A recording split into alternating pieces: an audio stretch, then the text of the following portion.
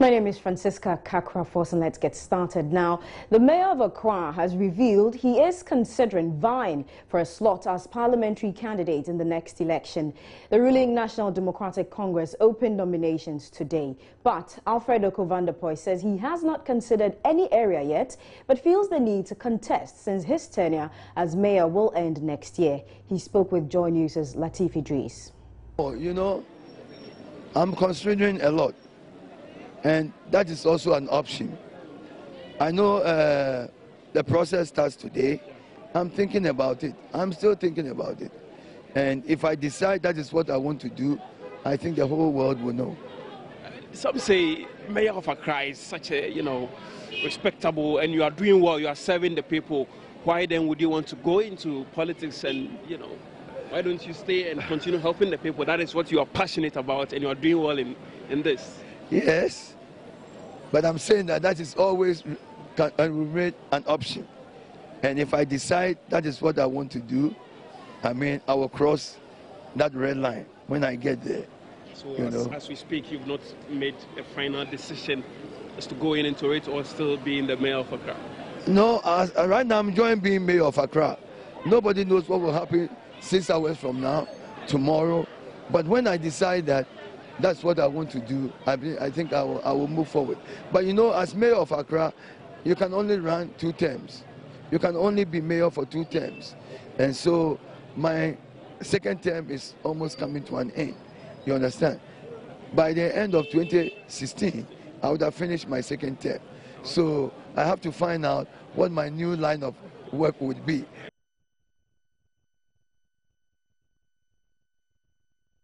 Managing editor of the Insight newspaper has expressed displeasure at calls by the New Patriotic Party for review of the biometric voters register. Speaking at a forum aimed at maintaining the integrity of the current voters register, Kwesi Pratt said the calls are necessary because the new voters register is not the answer to a bloated register. This is not the first voters register that we have crafted. In 1992, we had a voters register. When we finished the elections, some people came up and said, no, this voters register cannot be credible. So we compiled another one. We took it for another election. At the end of the election, in spite of the fact that we had a new voters register, the same people came and said, no, it is still not credible. I said, okay, it's not credible, let's do another one. And we did another one. And we've done another one. And we've done another one. And we've done another one. It is still not credible. Then the last elections, we were told that, look, the only way to make it credible is to do it biometric. And we did it biometric, and it is still not credible. The point I'm making simply is that new registers do not bring about credibility, because we've done it several times and it didn't bring about any credibility. So we ought to find ways of doing things in order to improve the credibility of not just the voters register, but all our electoral processes. The credibility of all our electoral processes. General Secretary for the PNC, Bernard Mona, also described the calls as unrealistic and a drain on the public purse. In all these elections, one thing remains constant. It says by all political parties or the opposition that the voters register has never been credible. So you can count that 7 or so voters register that we have done. There is one cliche. It is not credible and it's bloated. What it simply tells us is that the solution to a bloated register or an incredible register is not a new register. And I was hoping that in the analysis that were done, the call particularly by Dr. Mahmoud Baumia, that a new register is the panacea to the problems that confront our nation, they would have told us that after a new register, we are not going to have issues of a bloated register. How can a new register solve the problems or the accusations that the Electoral Commission has not done a good job?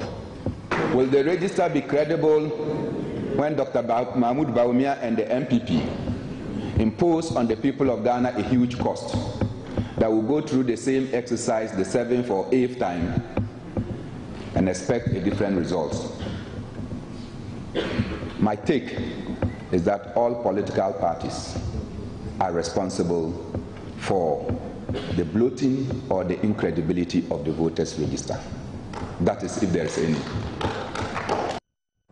The ruling NDC's General Secretary Asedun Keti also disputed the authenticity of the research recently conducted by the NPP that revealed over 76,000 bloated names in the register. A new register, according to the NDC, would only serve to open the way for the registration of more minors, since we do not have an age-sensitive technology that will be used to capture new registrants. What makes the biometric voters register a document of integrity? Because we have to convince ourselves that the voters register is credible, and what makes it credible, and what threats can make it less credible, so that we know what to do and what not to do if we want to maintain the integrity of the voters register. First of all, how did we come by this register at all?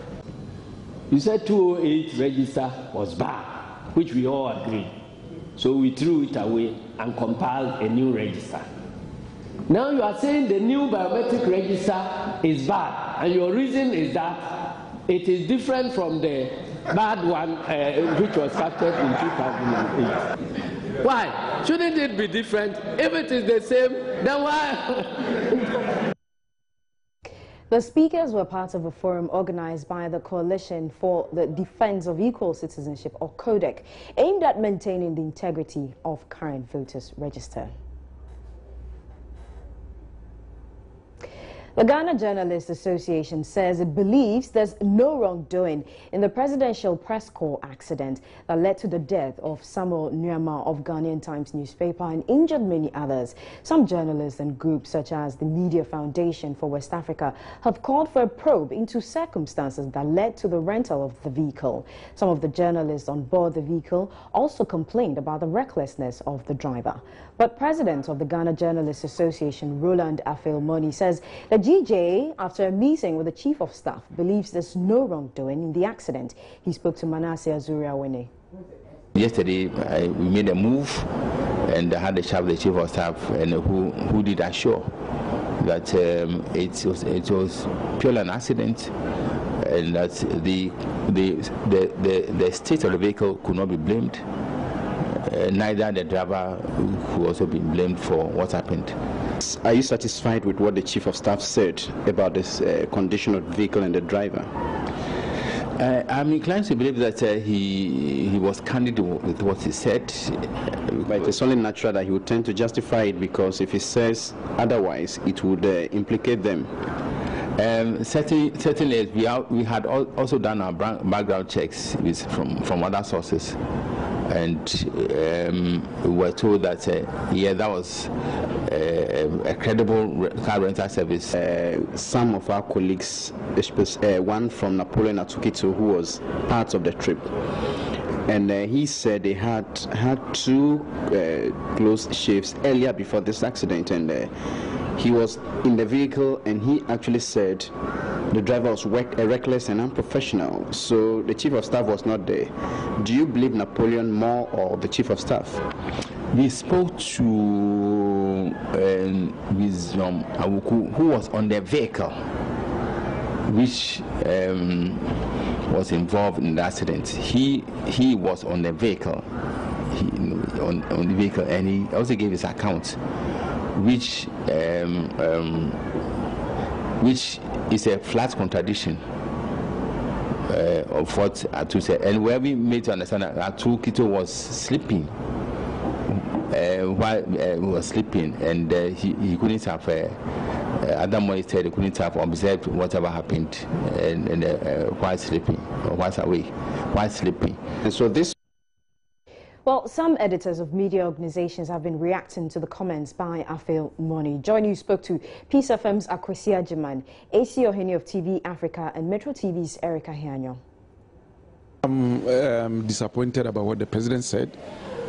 And you and I know that primary sources of information are gathered at the grassroots or where the incident took place. Then, even before the police will have their report, they have to go to the base. So if the president will say that he will not believe the account of the victims, but rather from what the presidency has told him, I don't think it is fair. And that his concern is basically about what I would suggest is that a life assurance policy should be covered by those people on board. In the event of an eventuality, what happens? Then we are covered.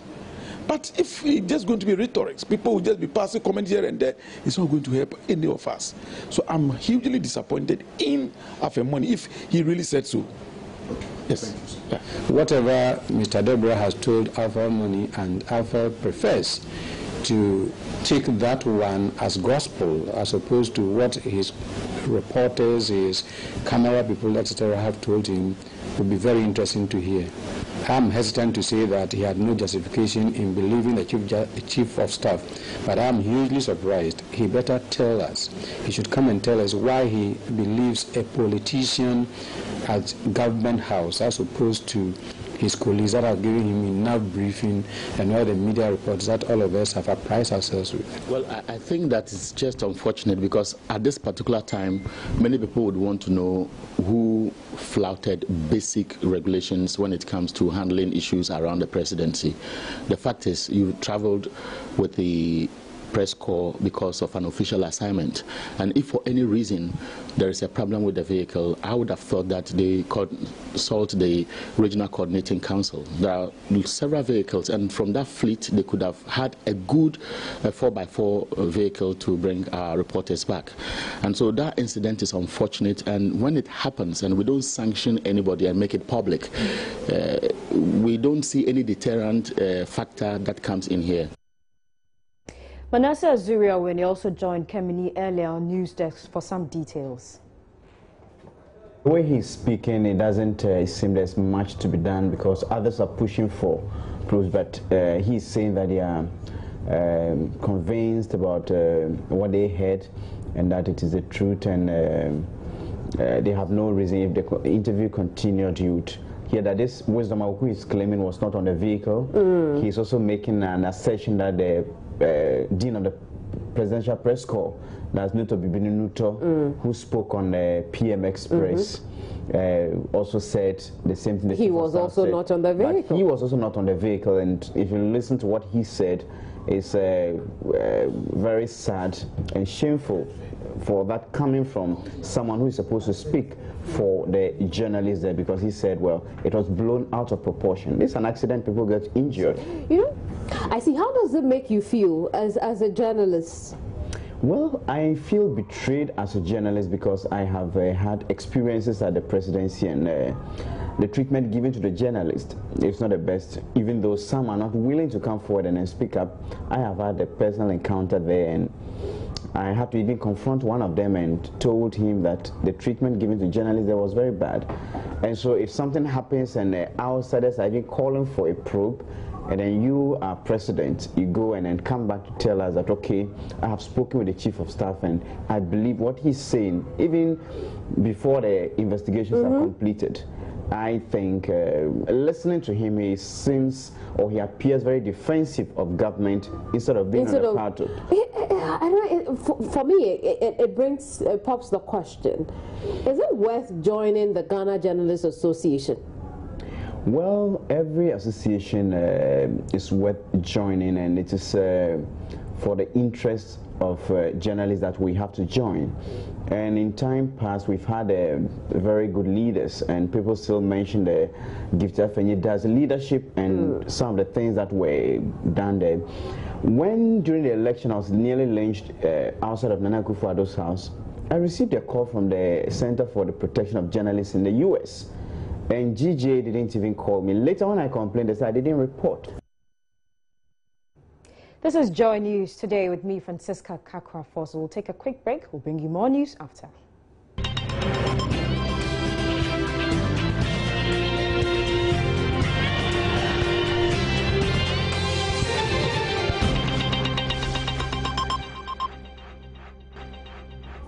Welcome back. News Today continues. An associate professor of archaeology and heritage studies at the University of Ghana, Legon, and a Pan-Africanist, Professor Kojo Gavoa, says no traditional authority has the right to dictate choice of religion to anyone. He was speaking earlier on News Desk on the two teenagers who were suspected of engaging in occultic acts at Nungwa here in Accra. He also debunked suggestions that the two boys, who are minors, have no right to choose the form of worship they're comfortable with.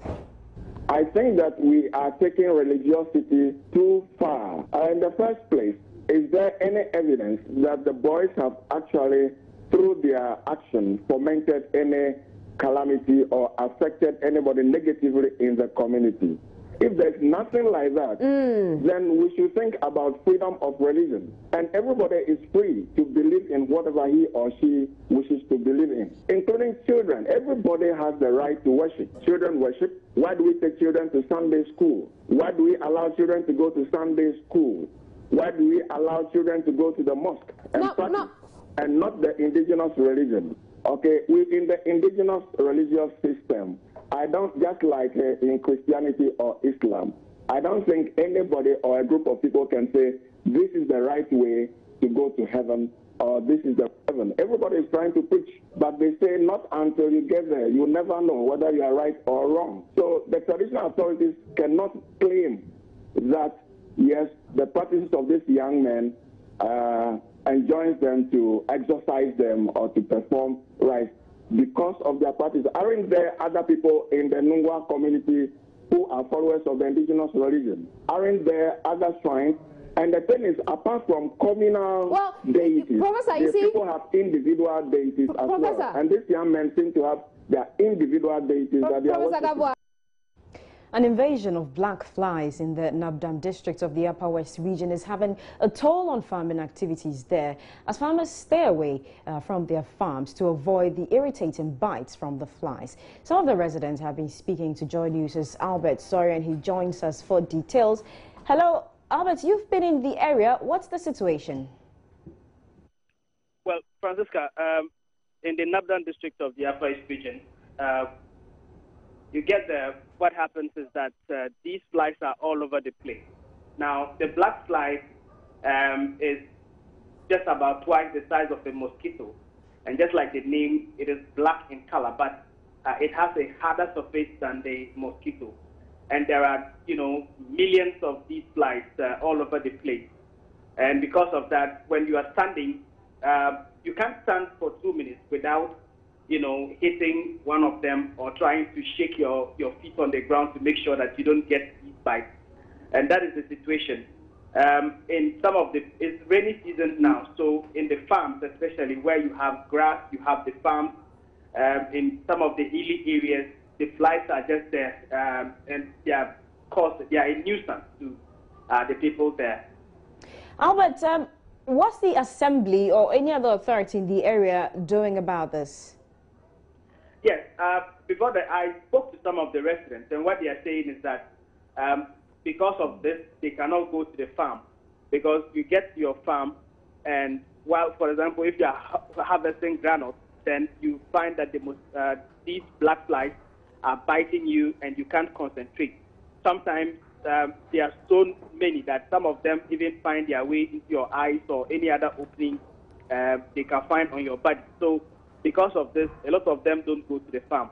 It was the environmental health officer of the Nabdam district, Pastor Isaac, round to speak to some of these residents.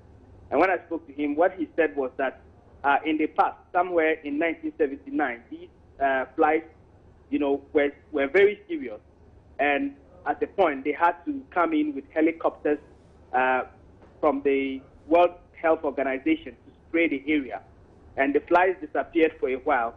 But in the last 5 years, they seem to have returned. And now, the only way they think they can stop the flies is to spray the area. But it is very expensive to do that, and the district cannot afford it.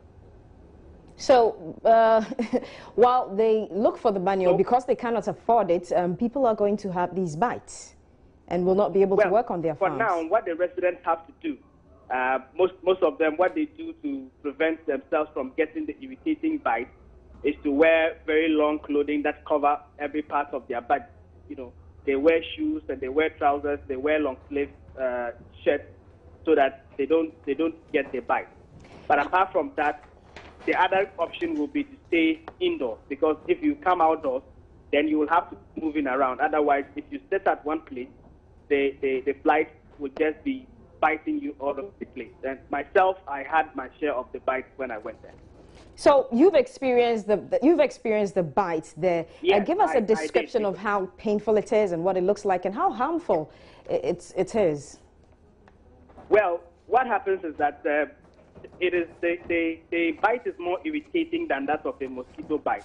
And when they bite you and you hit them, you crush them like you crush mosquitoes. They don't easily crush because they have a harder surface. So when you hit them, they die, but you don't easily crush them like in the case of a mosquito. Now, once you crush it, that part of the body where it's stung begins to itch. And if you scratch it, continue to scratch, eventually what will happen is that the place will become a sore. So a lot of them are even complaining that some of them have some sort of rashes on their skin because of the scratching that they scratched. They've had some small sores on some parts of their bodies because of it. Very well. It's unfortunate the authorities cannot do anything about it because of the cost. But thank you very much. That's Albert Sori from the Upper West region. Now, a number of top figures in the National Democratic Congress have picked their forms to participate in the party's November 7 parliamentary primaries. As you may know, the governing party officially opened nominations today. Aspirants are supposed to file by September 10. We're joined in the studio by Malik Dabo. He's part of our political desk, and welcome to you, Malik. Tell us who has picked so far. We know Francis Xavier Sosu. Francis Xavier Sosu is a famous human rights lawyer. We all know him. He runs around to call him human rights lawyer without borders. He has picked for the Medina constituency. We know Mohammed Ramadan. Mohammed Ramadan is a son of the PNC national chairman, Ahmed Ramadan. Mohammed Ramadan is actually at the Flagstaff House. He's an aide there. He has picked for the Adenta constituency as well, so he'll be coming up against Nia Shimo. We know that Ras Mubarak at the National Youth Authority, he tried one of the constituencies in the Greater Accra region. He didn't succeed. This time he's going back to his home region of the Northern region. He's going for the Kumbungu constituency as well. Hoping he'll make some waves there. Absolutely. Then Peter Otokono is also picked nominations. He's going for Ablekuma Central. We know some of the names, the big names who are yet to pick. We spoke to Felix Ofosu Kwachi. Felix Ofosu Kwachi, he is going for Ablekuma North.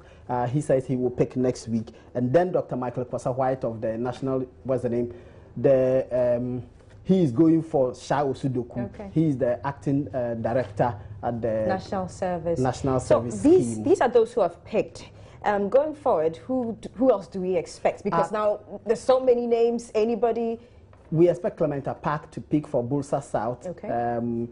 That's a PNC seat, but Clementa Park believes that he can get the seat back for NDC. Do you think he's going to pick on the PNC and then switch to the NDC? No, he's currently he's at the Flagstaff House. He was a lecturer at the University of Ghana.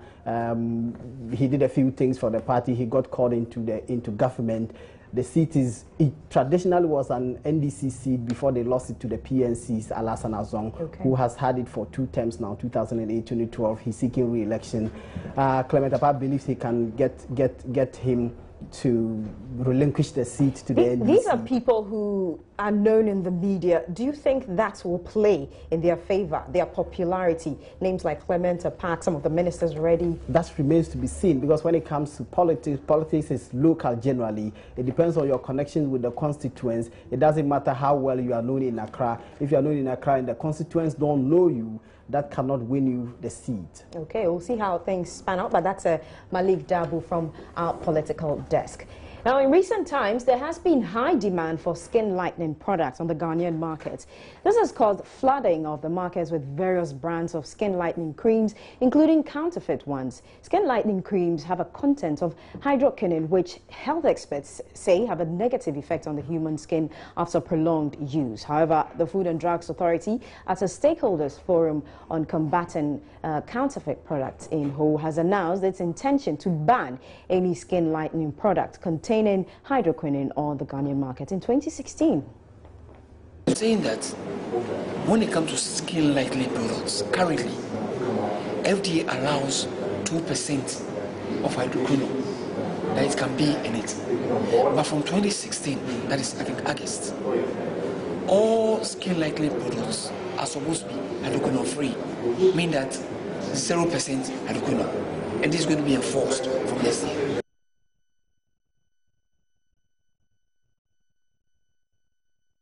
According to the FDA, it has observed that most media houses have neglected their regulation and are advertising unapproved and counterfeit products. The Food and Drugs Authority is partnering with the Ghana Police Service to apprehend and prosecute media institutions that will flout the FDA's regulations relating to pharmaceutical products, food and other alcoholic advertisements. Before any media station advertises any of the products that FDA regulates, we expect that you demand from the advertiser whether the approval has been given for the advertisement. If you don't see any approval given by the FDA, you don't have to go ahead and advertise on the person behalf, because the law says that don't advertise any advertisement that has not been approved by the Food and Drugs Authority when it comes to products that we regulate. All we are telling the media house is that demand from the person that an approval is given for you. So nobody is like no media station to air, but air the approved advertisement. That's what we are saying. This is Joy News Today. Let's get the latest in business.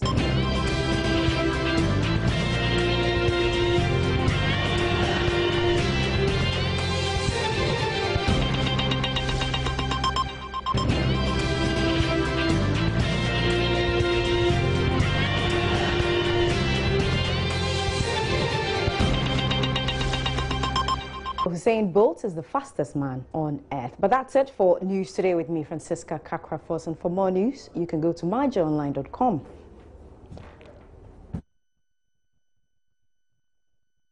Company, bye-bye.